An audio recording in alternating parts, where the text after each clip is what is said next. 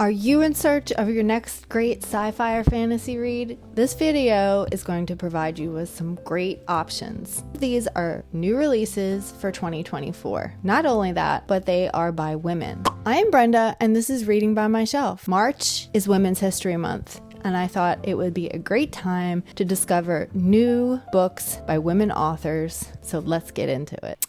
Arg. The very first book that I have is by Nisi Shaw. It is called Kinning. This is released on January 23rd by Tor Books. This is a steampunk alternate history epic about the formation of Everfair, a utopian nation within the borders of the Congo Free State. This is following her first novel, which released in 2016, Everfair. This follows Princess Moati and Prince Ilguna in their attempt to seize the throne their father abdicated. Influenza beyond Everfair's borders has weakened rival powers in Europe. Could the solution lie in empathy spores? One of Everfair's many magical inventions that Chinese scientist Tink is distributing around the world via air canoe. The Everfair sequel book looks to replicate the first book's success, both within and without the central story, in creating bonds between small groups that have global effects. Next, I have Womb City by Totolo Tomase. This released on January 23rd by Irwan Books.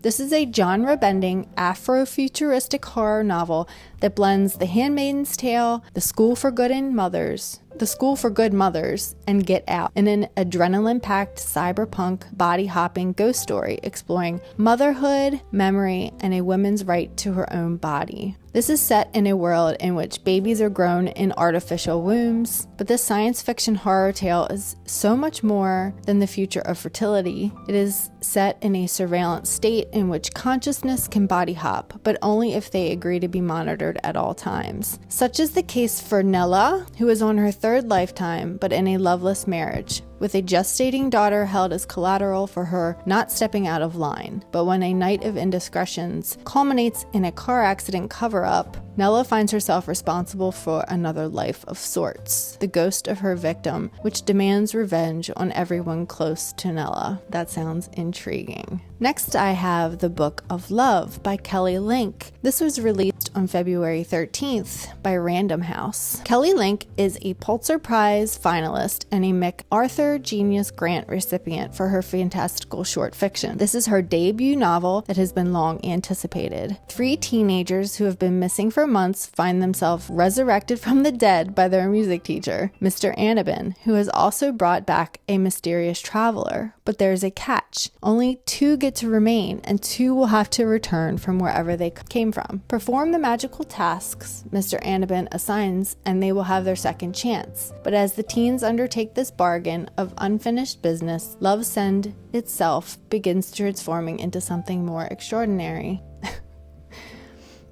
I think this sounds excellent. Next, I have Fathom Folk by Eliza Chan. This releases on February 27th by Orbit Books. Eliza Chan submerges us into a world populated by Fathom Folk, or all the sirens, sea witches, and water dragons you would expect, but don't always get to hear about. But humanity is polluting the waters, forcing the Fathom Folk, like Nami, daughter of the water dragon matriarch, onto land and into the dry sphere of two-leggers, who regard them with the usual human amount of prejudice for someone not like them.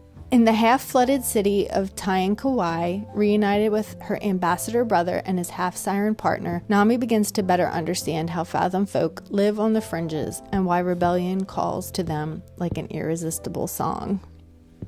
Next, I want to mention Jump Knots by Hao Jingfang.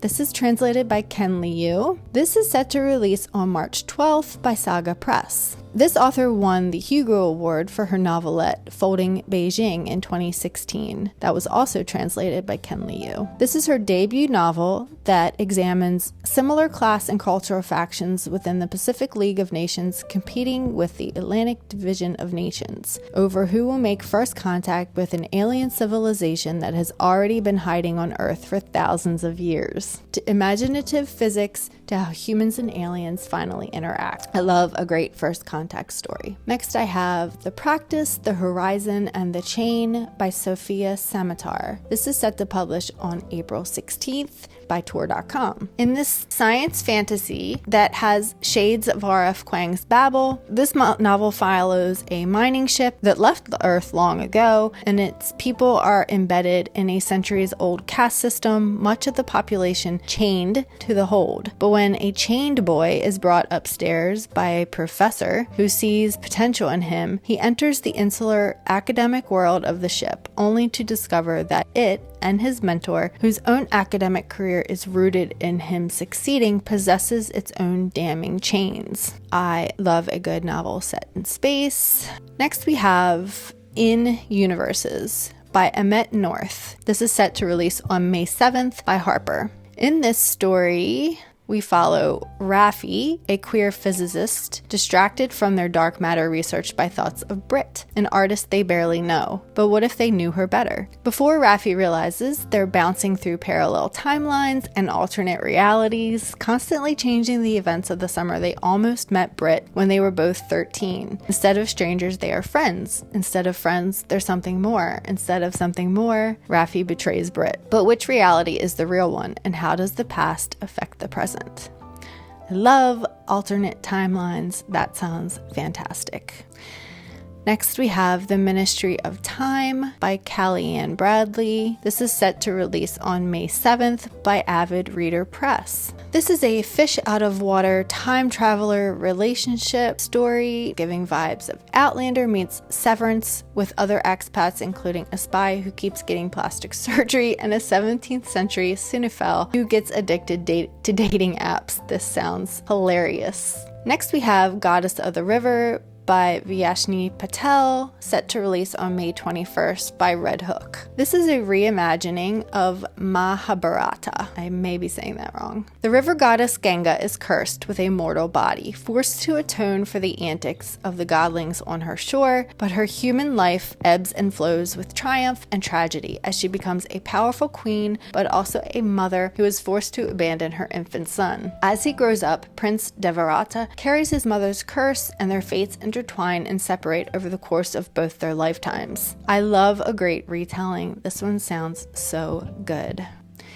Next, we have Evocation by S.T. Gibson. This is set to release on May 28th by Angry Robot Books. In this, we have a lawyer, David, who has inherited both his family's fortune and their rumored magical powers from a 1,000-year-old deal with the devil. Yet he's still an alcoholic, former psychic prodigy who can barely manage moonlighting as a medium. When the devil comes to collect on the family's long-ago bargain, David must evocate the other failed portion of his life, turning to his ex Reese, a rival within their magical society, for help. But working with Reese involves grappling with his astronomer wife Moira, and despite himself, David finds himself attracted to them both. A polyamorous love story definitely sweetens the deal if David can make it to his 30th birthday before the devil steals him away from potential happiness.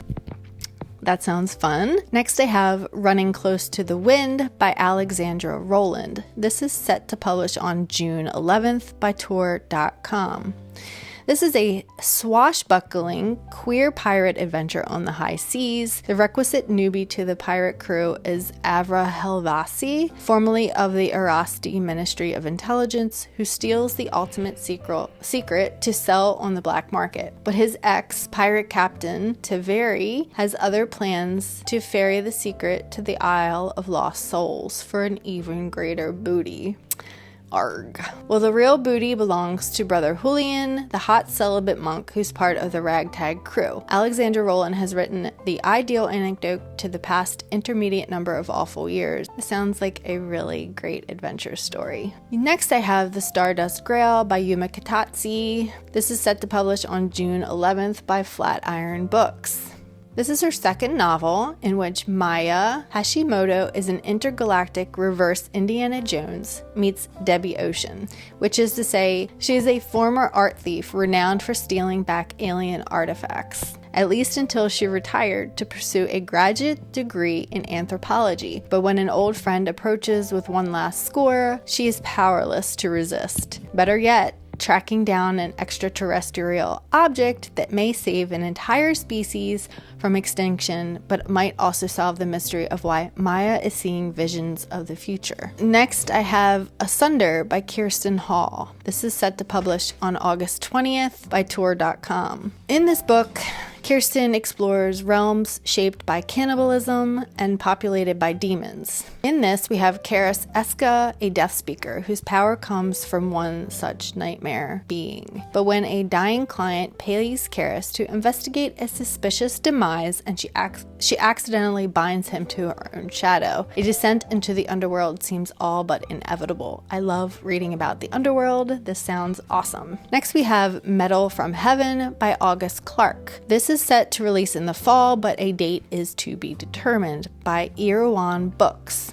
In this industrial fantasy, whose setting was inspired by the steampunk anime Arcane League of Legends, but whose revenge plot is all Count of Monte Cristo. There's not much known about it, except that it is a tantalizing pitch of a young woman presumed dead reinventing herself in a glittering world of industrial change in order to avenge her family's murder by a ruthless mining company. Sounds great. Then we have Warm Hands of Ghosts by Catherine Arden. This is set to release on February 13th, and this trades her Russian wilderness from her Winter Night trilogy for the desolate trenches of World War I. In the wake of tragedy, Laura Ivan, a former field nurse, receives news that her younger brother has died in combat. But something about the letter doesn't ring true, and Laura, determined to discover the truth, returns to the front line as a volunteer at a hospital in order to find her brother and bring him home.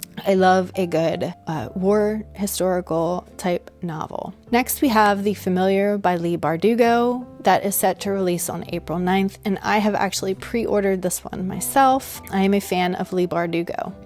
This is set during the Spanish Golden Age, and it tells the story of Luzia Catado, a servant girl with latent magical abilities that she uses to help get her through the day. When her mistress discovers her power, she is suddenly thrust into a dangerous world of holy men, thieves, charlatans, and magic beyond her wildest dreams. Yes, please. And finally, we have Foul Days, The Witch's Compendium of Monsters, #1, by Genoveva Dimova, set to release on June 25th. This book takes inspiration from Bulgarian folklore, the strange and terrifying monsters found in the Witcher series, and fellow fantasy authors such as Naomi Novik and Catherine Arden. This is set during the 12 days after Christmas, when monsters are free to roam. It tells the story of Kosara, a young witch who finds herself at odds with Zemi, the Tsar of monsters, a dragon who can disguise himself as a handsome man. Determined to leave Zemi and the walled city where they live far behind, Kosara trades her shadow for illegal passage over the wall. Life on the outside isn't all it's cracked up to be, and Kosara soon finds herself contending with a magical wasting sickness, an honorable detective who may or may not be on her side, and a plethora of monsters, human and otherwise. So, I would love to hear your thoughts on these books. If there are any books coming out soon that you have come across that I missed,